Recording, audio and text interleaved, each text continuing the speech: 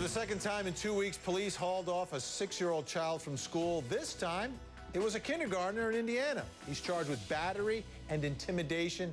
Special report affiliate WXIN explains why. A 6-year-old boy charged with battery, accused of kicking his principal last Wednesday. Police say he threatened to harm his principal and another staff member. In the big picture, I have to look at, learning environment, I have to look at school safety, and I have to look at student safety. Which is why they called the Shelbyville Police Department. According to the police report, it states the young boy says the devil told him to do it. This was kind of a culmination of a lot of other things. Police say this same student had recently come back to school after being suspended for hitting and biting a teacher. Last Wednesday, the young boy was taken to the police department where his parents picked him up. He was not handcuffed, but was charged with battery. By getting us involved, you get probation involved. Unfortunately, we're the first step in that process.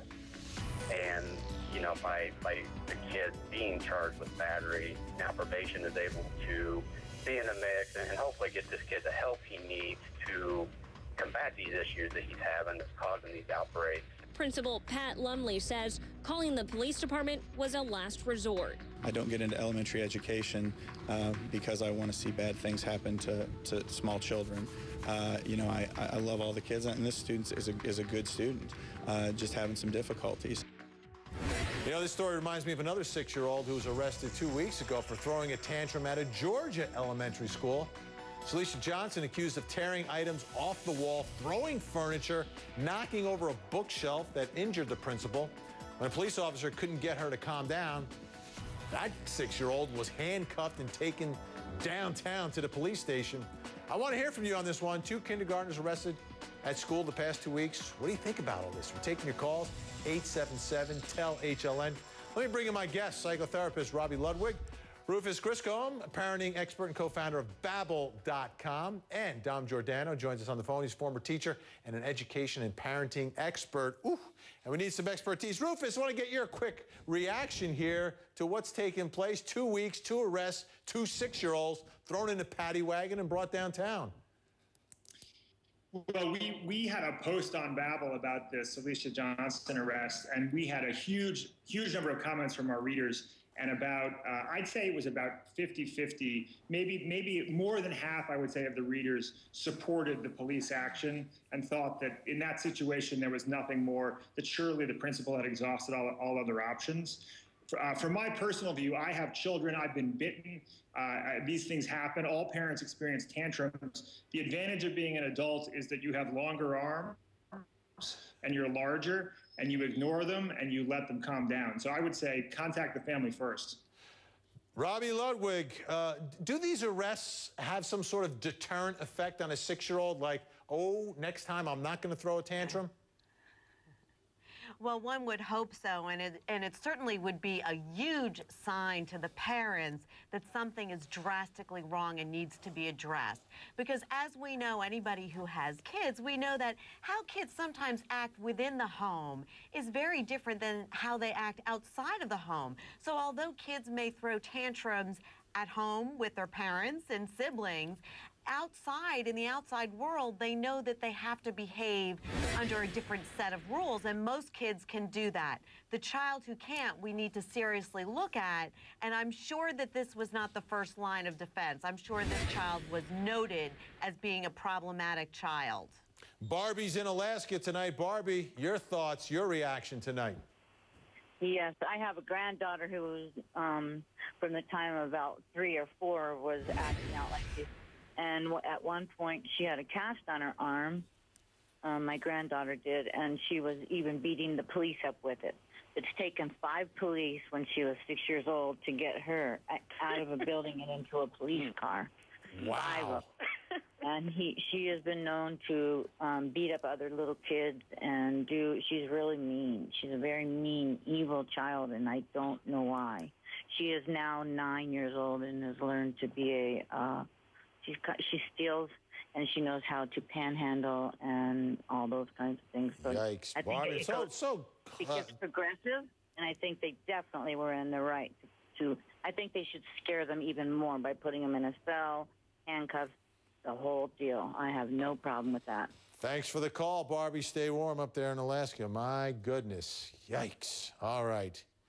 Dom Giordano's also with us. Dom, we only have about 15 seconds here, but what's the reality when you're in the situation you got an out-of-control child in school? Yeah, that should be the last resort. You notice the kid was suspended, Vinny. I remember people were appalled. How can a 6-year-old be suspended? And I bet with this kid, that was exactly the appropriate action. All right, we're going to take more of your phone calls, 877-TEL-HLN. 6-year-olds out of control and under arrest.